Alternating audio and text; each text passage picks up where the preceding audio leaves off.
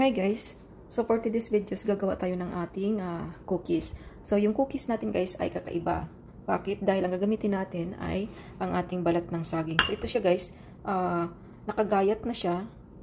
At actually, pinraise ko na siya nung last week pa. O, diba? And then we have sugar, our flour, and then we have our baking soda and baking powder.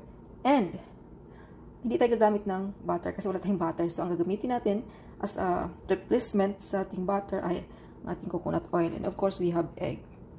So, madali lang ito guys. Pagsamasamahin lang natin ang ating ingredients. Yung baking soda at ang ating baking powder. And then, haluin lang natin siya. O, diba? Napakabilis lang. Madali lang ito guys. Sobrang napakabilis na proseso. Ayan. And then, ilalagay na natin ang ating oil. Yan. At syempre, ang ating egg. Ilagay na rin natin si vanilla. Yan. About a teaspoon of vanilla, guys. So, okay na yan. Then, guys, hahaluin na natin siya. Ayan. O, diba? Very easy recipe. So, hindi tayo mahihirapan dahil cookies lang naman ito. Actually, guys, kapag alam na natin yung ingredients na yung ating gagawin ay napakadali. Diba? Ayan. And then, ilagay na natin si yung saging natin. Balat ng saging. Guys. And then, ilagay na rin natin si sugar. Ayan. At paghahaluin natin siya. Actually, pwede natin siyang kamayin. Siyempre, kailangan natin gumamit ng ating gloves. Always remember guys, kapag nagluto, kailangan natin ng good hygiene or sanitation. Kasi luto yun, diba? Ikaw din kakain ka rin yan. Mas lalo na yung pag-ibenta mo. Kailangan maganda yun at malinis. Hindi lang maganda. Kailangan malinis. Yan. So, mahalaga po na ang pagluluto ay malinis. Either kainin mo, benta mo, kailangan malinis. Sa lahat ng bagay. Sa pagdating sa luto. Yan. As you can see guys, ayan. Kasi ang cookies naman, hindi kailangan sobrang basa na basa. So, yan. Look at that. Very, very nice. So, kapag bumili kayo ng saging guys, huwag niyo pong itapon yung balat.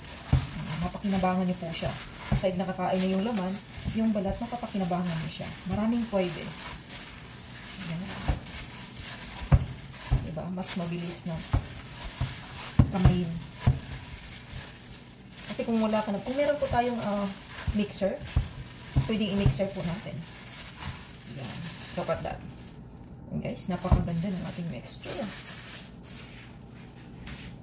Okay. Siyempre, hindi lang yan. Pwede natin gagamitin ng ating yan. May spatula tayo.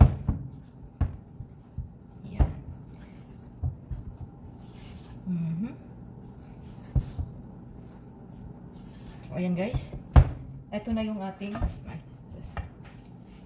so, kung makikita nyo yung texture, napakaganda po. Ayan. Diba?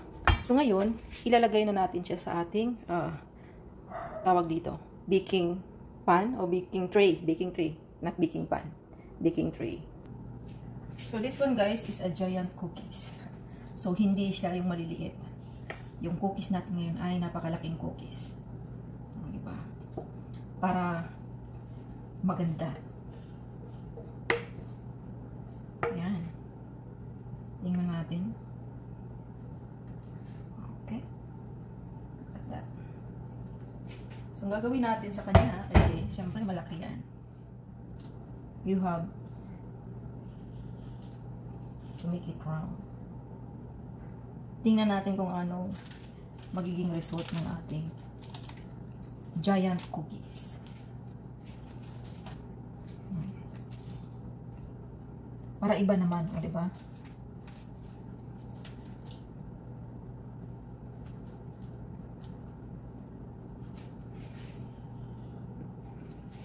Okay guys, it's done. So, isasalang na natin siya ngayon sa ating oven. So, ito na yung giant cookies natin.